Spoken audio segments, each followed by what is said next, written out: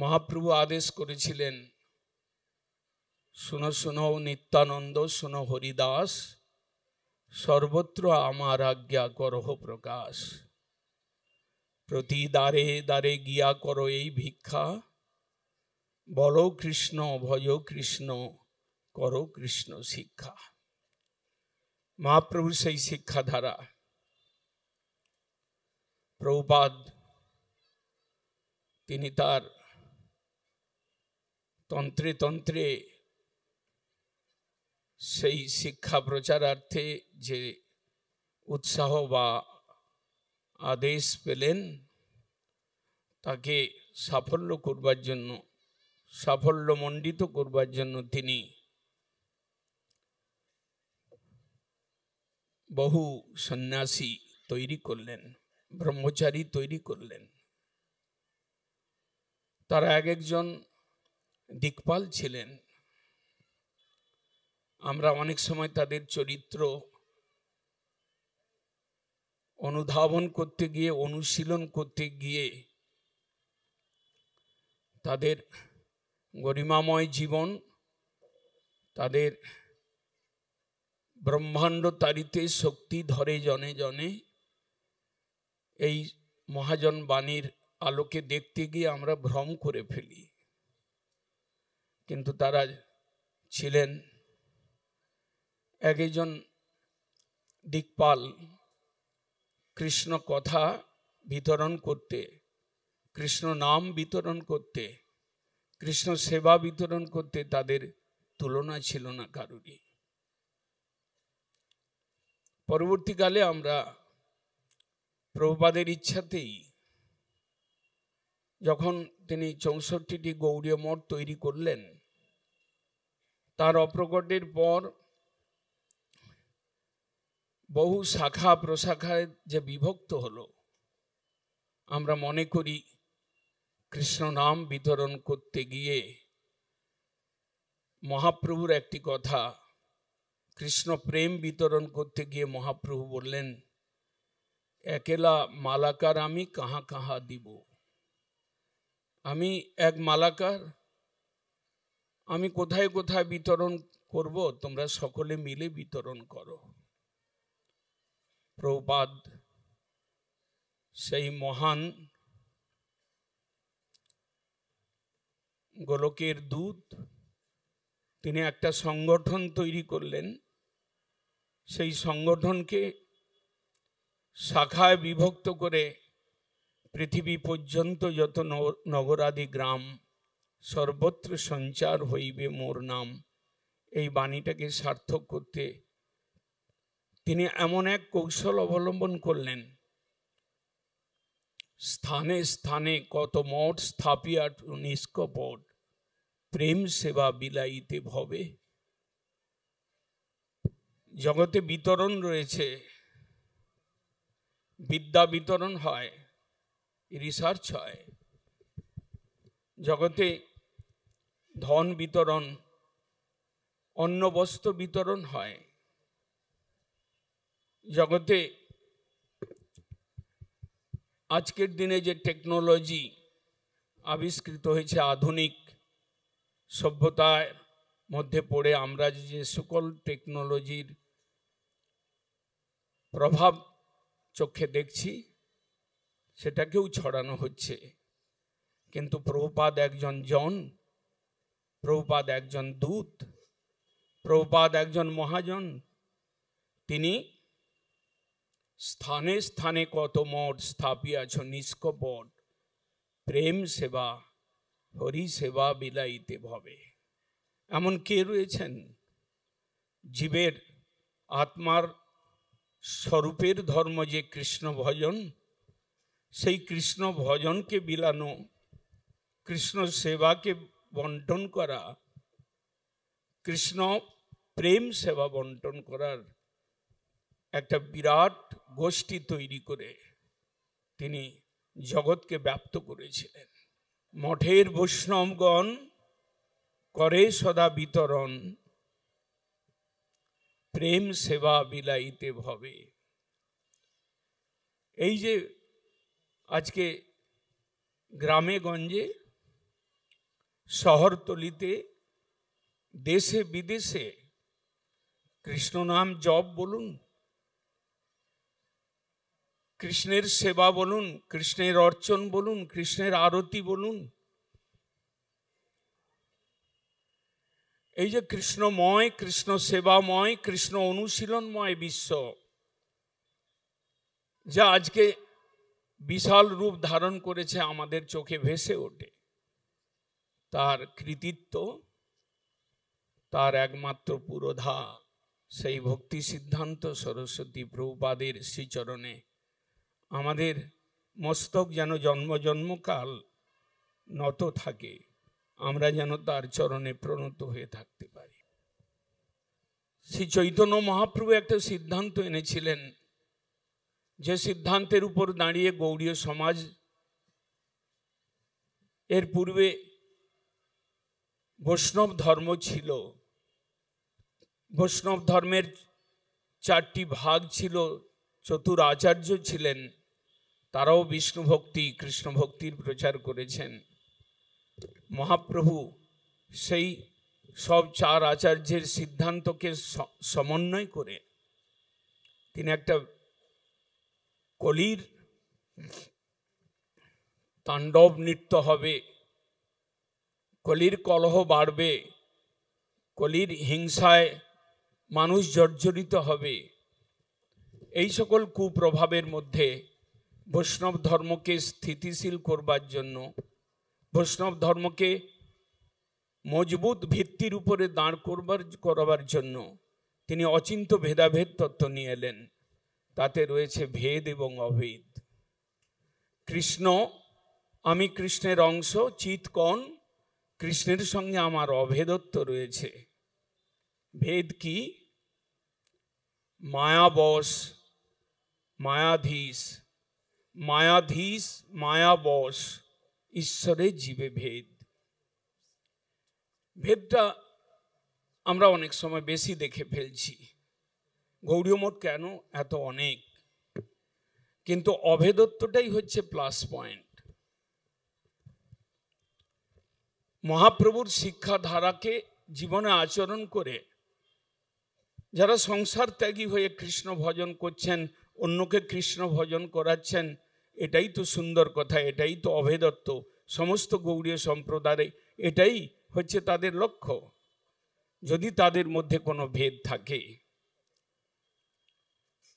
সেগুলো তুচ্ছ, সেগুলো বাহ্যিক, সেই সকল ভেদের মধ্যে কেউ পড়বেন না। যেমন আমার পূর্ববর্তী বক্তা বললেন,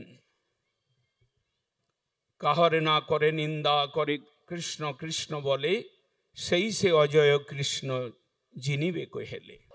আজকে আমরা একত্রিত, আজকে প্রয়োজন পড়েছে একত্রিত হওয়ার। বাইরেও সেই রকম আওয়াজ, সমাজের স্থিতি পরিস্থিতি এমন একটা এসেছে। তাছাড়া শাস্ত্রবাণী, মহাজন বাণী বলেছে যে সঙ্গ শক্তি কলৌ যুগে, সঙ্গবদ্ধ জীবনই কলিযুগে শক্তি এবং তারই জয়লাভ। যাই হোক, আমরা প্রভুপাদের গুণমহিমা শ্রবণ করবার ভুরি ভুরি কথা, বিভিন্ন সাধুদের অনুভবের কথা, বহু গৌড়ীয় মঠের আচার্যগণ কিংবা আচার্যগণের অনুগত তাদের রিপ্রেজেন্টেটিভ এসে যা কিছু কথা শোনালেন, আমি প্রত্যেককে সাধুবাদ জানাই, প্রণাম করি, তারা জয়যুক্ত হন। প্রভুপাদকে জগৎগুরু বলা হয়। বৈষ্ণব ধর্মাবলম্বী, গৌড়ীয় বৈষ্ণব ধর্মাবলম্বী আপনারা যারা পৃথিবীকে ব্যাপ্ত করেছেন, তারা জানেন জগৎগুরু ছিল প্রভুপাদ। আমরা একজনকেই পেয়েছি। গৌড়ীয় সম্প্রদায়ের বাইরে বহু জগৎগুরু রয়েছেন, অনন্ত জগৎগুরু রয়েছেন, কেউ কেউ মণ্ডলেশ্বর, মহামণ্ডলেশ্বর রয়েছেন, কিন্তু আমরা একজনকেই পেয়েছি জগৎগুরু। কিন্তু আপনারা জানেন কি কেন প্রভুপাদকে জগৎগুরু বলা হয়? তিনি বহুজনের কল্যাণের জন্য, বহু জীবী আত্মাকে উন্মুখ করবার জন্য যে চেষ্টা করেছেন, সেটাই কি সেই জগৎগুরু বলবার কারণ? শুধু তাই নয়, সেটা তো একটা কারণ বটেই, কিন্তু প্রভুপাদ নিজের মুখেই বলেছেন জগৎগুরুকে, জগতের সকল জীবকে যিনি নিজের গুরু বলে জানেন তিনিই জগৎগুরু। এইরকম সুন্দর সিদ্ধান্ত কোথাও শুনতে পাবেন? যিনি প্রভুপাদ তিনি নিজেই শিষ্যসূত্রে যারা এসেছেন সকলকেই গুরু জ্ঞান করতেন, সকলকে প্রণাম করতেন। এই সিদ্ধান্ত কি জগতের কোথাও খুঁজে পাবেন কোনো ধর্মগ্রন্থে? যিনি সকল শিষ্যকে, সকল মানব জাতিকে নিজে গুরু বলে মনে করেন তিনিই জগৎগুরু। প্রভুপাদ এমন ভাবে কৌশল করে তিনি প্রকৃত জগৎগুরু কে তার হিসাবটা, তার অর্থটা প্রকাশ করে গেছেন। আমরা আজকের দিনে একটা যেমন আনন্দ হচ্ছে, তেমনি ভেতরে ভেতরে আমাদের মধ্যে একটা দুঃখ রয়েছে। শিলিগুড়ি শহরের মধ্যে এত বড় একটা সমাবেশ, অনেকের মুখেই শুনছি যে বৈষ্ণব সমাবেশ এরকম কোনোদিন হয় না। শুনে আনন্দ লাগে, ভেতরে উৎসাহ পাই। কিরকম উৎসাহ পাই? নিজেদের কৃতিত্বের জন্য নয়, উৎসাহ পাই প্রভুপাদ তিনি কিভাবে তার শিষ্য পরম্পরায় যারা এসেছেন তাদের ভেতরে উৎসাহ দিয়ে কিভাবে তার দেওয়া কৃষ্ণ নামকে সকলের মধ্যে আজও প্রচার করবার প্রচেষ্টা করছেন। এটা প্রভুপাদের ডাইরেক্ট ইচ্ছা, তার কৃপা। বড় বড় সভা, বড় বড় নেতা তারা আসছেন সর্বত্রই, কিন্তু আমরা দেখেছি, আমরা চেষ্টা করে যখন আনবার চেষ্টা করেছি তখন পদে পদে বাধাপ্রাপ্ত হয়েছি, পদে পদে অসুবিধার সম্মুখীন হয়েছি। কিন্তু কানে ধরে, হাতে ধরে প্রভুপাদ যেন এই বড় বড় লিডারদেরকে নিয়ে এসে তার নিজের বিতরণ করবার যে কৃষ্ণ নাম সেটাকে ছড়াবার প্রচেষ্টা করেছে। আজকে একটা বিপদ আসছে বা ভেতরে একটা দুঃখ অনুভব হচ্ছে প্রভুপাদ নাম নিয়ে। গৌড়ীয় ভক্তদের মধ্যে অনেকে ভ্রমিত হচ্ছেন, বাইরের সমাজের লোক অনেকে ভ্রমিত হচ্ছেন শিল প্রভুপাদকে। আজকের দিনে মডার্ন টেকনোলজি, আমি যদি না চাই আমাকেও উপরে তুলে ধরতে চায়, সমাজের অনেকের কাছে আমাকে পৌঁছে দিতে চায় আমি কত ভালো, আমি কত বৈষ্ণব, আমি কত ভালো বলি, এরকম করে তুলে দিতে চায়। ওই রকম যে সোশ্যাল মিডিয়া আজকে এমনভাবে তুলে ধরেছে শিল প্রভুপাদ, ইচ্ছায় অনিচ্ছায় কারো। আজকে যেন গৌড়ীয় সমাজের মধ্যে দুই প্রভুপাদ হয়ে গেছেন, কিন্তু প্রকৃতপক্ষে প্রভুপাদ একজনই। আজকে অনেকেই গৌড়ীয় মঠ সম্প্রদায়ের অনেকে বলাও শুরু করেছেন জোর গলায় যে হ্যাঁ, গৌড়ীয় সম্প্রদায়ের একজন প্রভুপাদ, তিনি ভক্তি সিদ্ধান্ত সরস্বতী প্রভুপাদ। আর কেউ যদি গৌড়ীয় সম্প্রদায়ের প্রভুপাদ হন সেটা খারাপ নয়, কিন্তু আসল প্রভুপাদকে যদি চাপা দেওয়া হয়, আসল প্রভুপাদ যদি আবৃত হয়, আসল প্রভুপাদ যদি একটু নিচে নেমে যান, তাহলে আপনি বুঝবেন যদি আপনি অন্য প্রভুপাদকে প্রচার করতে থাকেন তাহলে আপনি বিপদে পড়বেন, অপরাধ করছেন, আপনার মস্ত বড় বৈষ্ণব অপরাধ হচ্ছে।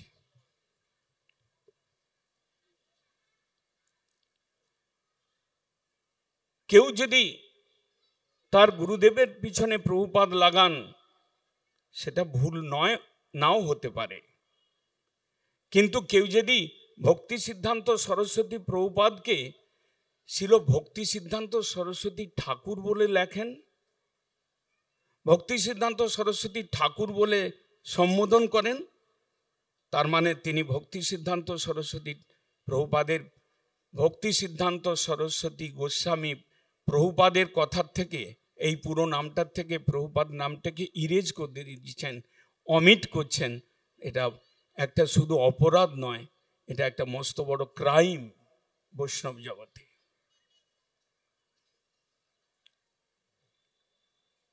সেই জন্য আজকে প্রভুপাদ নিয়ে বড় সভা করলাম, 50 লক্ষ টাকা খরচা করলাম, আপনারা এলেন, আনন্দ করলেন, নাচ টাচ দেখলেন, প্রসাদ খেলেন, তার মধ্যে অনেক তো কথা প্রভুপাদের শুনলেন, দু একটা কথা মনের কোণার মধ্যে নিয়ে যাবেন, আর প্রভুপাদ নামটা যেন ভুলে যাবেন না। যদি বিদেশের প্রচার বিষয়ে কারো মনের মধ্যে প্রশ্ন আসে যে বিদেশে কে প্রচার করেছিলেন কৃষ্ণ নামকে, কে নিয়ে গিয়েছিলেন, ভুলবেন না 1933 ভক্তি সিদ্ধান্ত সরস্বতী প্রভুপাদের 2 সন্ন্যাসী, তারা হয়তো আজকে আপনাদের কাছে অনেকের কাছে অজানা, কিন্তু প্রভুপাদ তাদেরকে কৃষ্ণ নাম দিয়ে তাদেরকে পাঠিয়েছিলেন। লন্ডনে গৌড়ীয় মিশন সোসাইটি স্থাপন করেছিলেন, সেই মঠ আজও রয়েছে, প্রচারের লাইটে যান নাই, তাই বলে মনে করবেন না ভক্তি সিদ্ধান্ত সরস্বতী প্রভুপাদ তিনি বিদেশ প্রচারের মূল উদ্যোক্তা, হোতা, মূল প্রচারক মোর, এটা কোনোদিন ভুলবেন না।